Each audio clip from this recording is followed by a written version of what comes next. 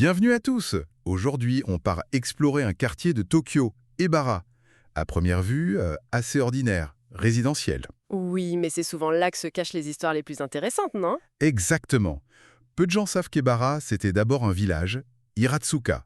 Puis, il y a eu un arrondissement, Ebaraku, qui n'a pas duré longtemps avant d'être intégré à Shinagawa. Une histoire administrative un peu complexe, en effet. Et donc, notre mission, si on peut dire, c'est de déterrer un peu ces anecdotes, ces trésors cachés d'Ebara.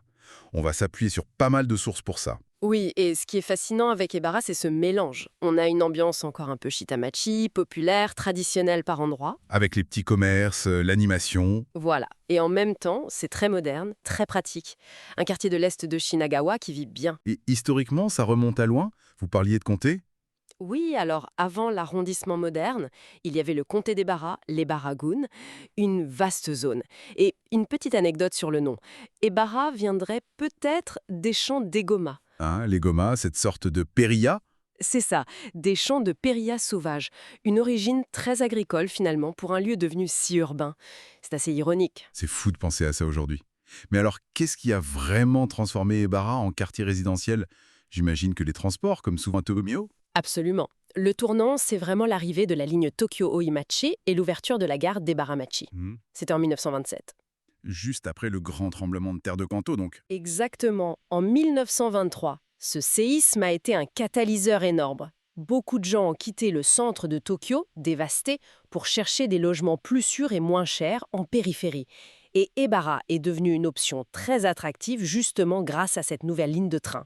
On imagine l'effervescence de l'époque. Et les trains eux-mêmes, il paraît qu'ils avaient un certain charme. Ah oui!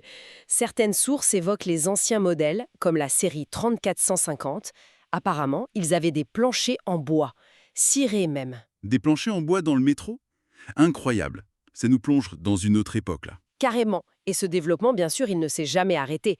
Le quartier continue de se transformer. Oui, vous m'avez parlé d'un contraste assez saisissant entre l'ancien et le nouveau, notamment près de la gare. C'est ça.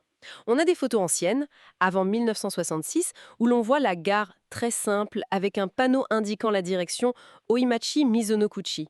Une ambiance très différente. Et aujourd'hui?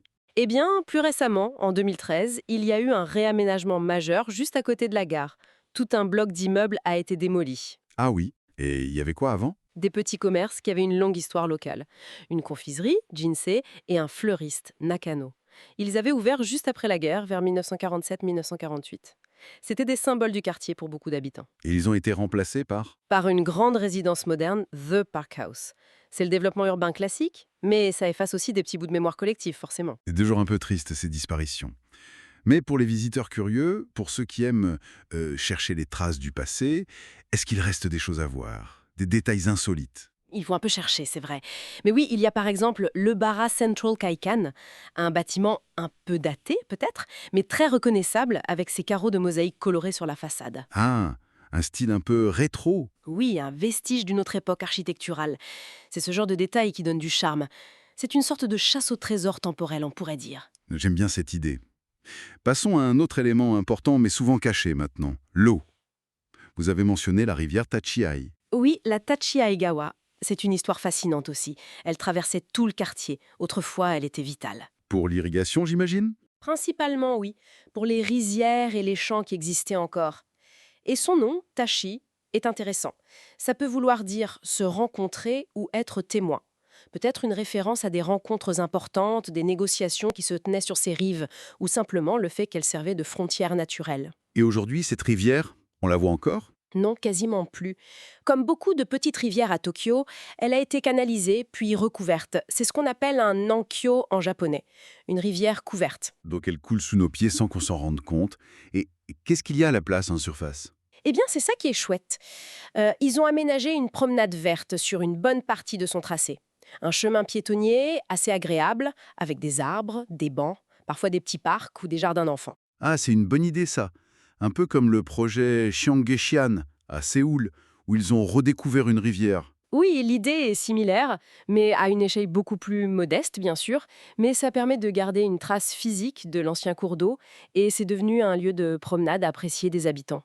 Et en se baladant sur ce chemin, on pourrait trouver des indices de l'ancienne rivière, des marqueurs. C'est possible. Parfois, on trouve des vieilles bornes ou des petits sanctuaires, des hokora, qui étaient liés à l'eau ou à des ponts disparus. Près du parc Togoshi et de son étang, il y a le sanctuaire Hiratsuka, qui a peut-être un lien historique avec la rivière aussi. Faut garder l'œil ouvert. Et il y a un lien aussi avec une rue commerçante très connue dans le coin, non? Tout à fait, oui. La fameuse Togoshi Jinza. C'est l'une des plus longues rues commerçantes de Tokyo et l'une des premières à avoir emprunté le nom Ginza en dehors du quartier de Ginza lui-même. Et le rapport avec la rivière? Une partie de Togoshi Jinza a été construite directement au-dessus de la rivière Tachiai, recouverte, dans les années 1930. L'urbanisme qui suit le chemin de l'eau, même invisible. Fascinant. Abordons maintenant l'âme plus spirituelle et sociale du quartier. Les sanctuaires, les rues animées. Ebara a des racines anciennes apparemment. Très ancienne, oui. Prenez le sanctuaire Ataoka Hachiman. Sa fondation remonterait à 1030. Plus de 1000 ans. Oui, fondé par Minamoto no Yorinobu, un célèbre guerrier de l'époque Heian, et le nom du quartier voisin, Hatanodai, signifierait la terrasse des bannières. Ça viendrait des bannières, Hata, que son clan aurait plantées là. Waouh.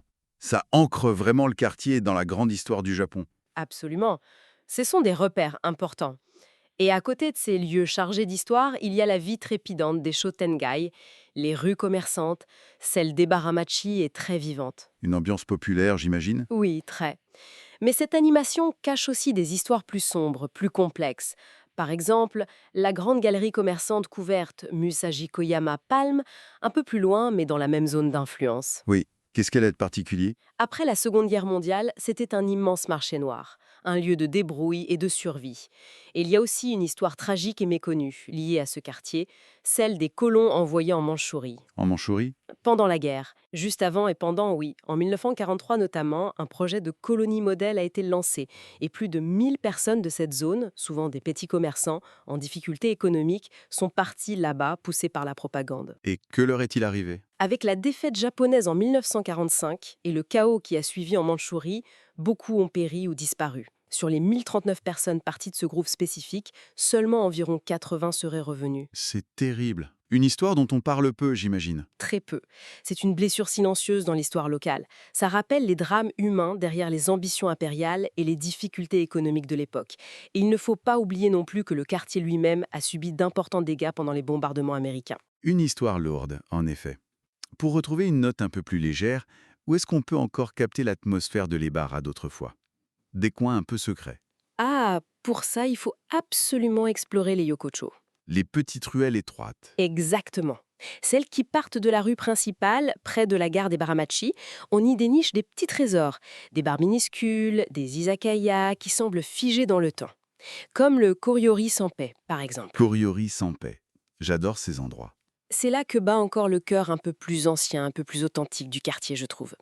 Et puis, il y a une autre facette surprenante des Baras aujourd'hui. Ah oui. Laquelle? C'est devenu une sorte de Little Kathmandu Little Kathmandu. à Tokyo. Oui, il y a une communauté népalaise assez visible qui s'est installée dans le coin. Du coup, on trouve plusieurs restaurants népalais, des épiceries.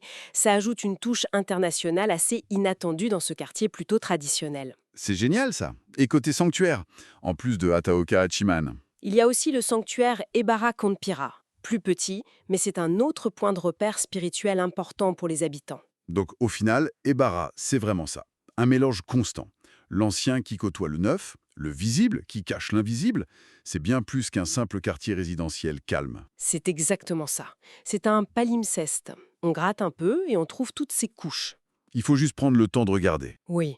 Et c'est aussi l'histoire d'une formidable résilience. Pensez-y, on est passé des champs des gomas et des fameuses pousses de bambou des Baras. Oui, les pousses de bambou étaient réputées à... Ah, très réputé. Une spécialité locale. Puis on est passé aux usines de briques de Shinagawa, qui étaient plutôt vers Osaki, mais dont l'influence s'étendait. Ensuite, la destruction de la guerre, la reconstruction difficile. Le marché noir. Oui. Et puis la densification résidentielle, l'arrivée de nouvelles populations, comme les Népalais, le quartier n'a cessé de s'adapter, de se réinventer. C'est une belle image.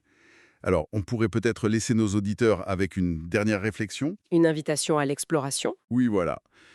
En se promenant dans Ebara, ou même dans son propre quartier, se demander comment ces couches invisibles du passé, que ce soit une rivière enfouie, les histoires oubliées des anciens habitants, comme ces colons ou ces premiers commerçants d'après-guerre, ou même la présence discrète d'un sanctuaire millénaire, comment tout cela façonne encore, peut-être très subtilement, l'atmosphère, le caractère unique de l'endroit où l'on se trouve aujourd'hui.